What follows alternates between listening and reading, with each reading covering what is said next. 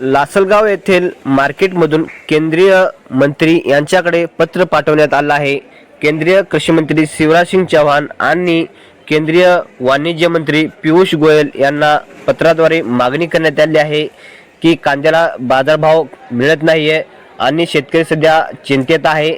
तर काही उपाययोजना या बाजार समितीकडून सुचवण्यात आल्या आहेत। केंद्रीय कृषी मंत्री आणि शिवराज सिंग चौहान आणि पियुष गोयल यांच्याकडे निर्यातीसाठी व रोट्या रद्द बाबत ही आणि वाहतूक अनुदान अंमलबजावणी यासाठी विनंती पत्र करण्यात आलं आहे।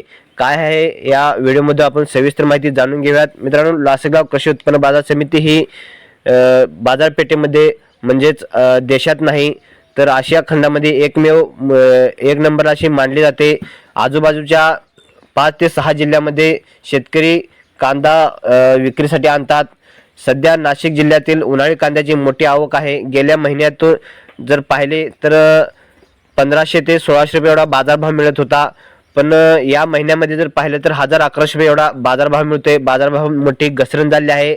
सध्या बाजारात येणारे कांदे जे आहेत तर पाहिले तर आपण जानेवारीपासून स्टॉक करून ठेवले काही शेतकऱ्यांनी कांदे घेऊन येत आहेत, पण बाजारभाव वाढेल या अपेक्षेने शेतकऱ्याला दिलासा मिळेल यामुळे शेतकरी कांदा स्टॉक करून ठेवला होता, पण याचे वेगळे रूपांतर झाले। बाजारामध्ये दिवसेंदिवस घसरण होत आली, ते आता 1000-1100 रुपये एवढ्या बाजारभावावर आले आहे।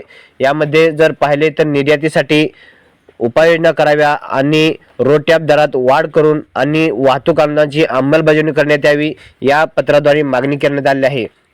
अनेक शेतकऱ्यांकडे अनेक कांद्याचा भरघोस असा स्टॉक करून ठेवला आहे। शिवाय यंदा पाऊसही लवकर झाला मान्सूनचा, त्यामुळे लाल कांदा ही बाजारात लवकर येण्याची अपेक्षाही व्यक्त करण्यात आली आहे। ऑगस्टमध्ये दक्षिण भारतातून नवीन कांदाही लवकरच येण्याची शक्यता आहे। म्हणजेच जे दक्षिण भारतामधून कर्नाटकसारखे किंवा आंध्र प्रदेश या देशामधून आवक जी आहे ती लवकरच होण्याची शक्यता आहे, ज्यामुळे आणखीन पुरवठा वाढू शकते आणि आणखीन बाजारामध्ये घसरण होण्याची शक्यता आहे। देशांतर्गत बाजारावरील दबाव कमी करण्यासाठी आणि शेतकऱ्यांना दिलासा देण्यासाठी कांद्याची निर्यात वाढवणे आवश्यक असल्याचे पत्रात नमूद करण्यात आले आहे। आणखीन पाहिलं तर मित्रांनो, सध्या रोड ट्रॅप जे आहे तो फक्त 3% आहे, तर 2.9 आहे, तर त्यामध्ये जर 5% जर वाढवले तर निर्यात होईल आणि भारतीय कांद्याला आंतरराष्ट्रीय बाजारपेठेमध्ये सकारात्मक आणि स्पर्धात्मक राहण्यास मदत होईल। पाकिस्तान आणि चीनसारख्या देशांच्या तुलनेत भारतीय कांद्याला तोटा सहन करावा लागत आहे, याचा गंभीर परिणाम होत आहे। किमान 60% दराने वाहतूक आणि विपणन अनुदान लागू करा। या देशांतर्गत आणि समुद्र वाहतुकीच्या उच्च खर्चामुळे लहान आणि मध्यम निर्यातदारांना निर्यात आर्थिकदृष्ट्या परवडणारी वाटत नाही। या अनुदानामुळे त्यांना नवीन बाजारपेठांमध्ये प्रवेश मिळण्यास मदत होईल। वरील उपाययोजना त्वरित अंमलबजावणी आणल्यास शेतकऱ्यांवर आर्थिक भार कमी होईल आणि देशांतर्गत कांद्याचे दर हे सुधारतील आणि शेतकऱ्यांनाही फायदा होईल आणि व्यापाऱ्यांना फायदा होईल आणि निर्यात वाढेल। आणि जर हा निर्णय जर घेतला तर शेतकऱ्यांना फायदा होईल असं या पत्राद्वारे नमूद करण्यात आलं आहे।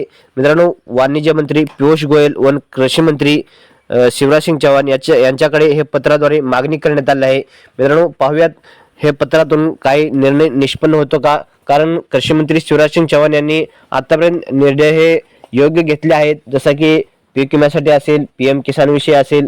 मित्रांनो, हा जर निर्णय झाला तर शेतकऱ्याला नक्कीच फायदा होईल आणि आपण अपेक्षा व्यक्त करतो की कृषी मंत्र्यांनी आणि जे वाणिज्य मंत्री आहेत यांनी सुद्धा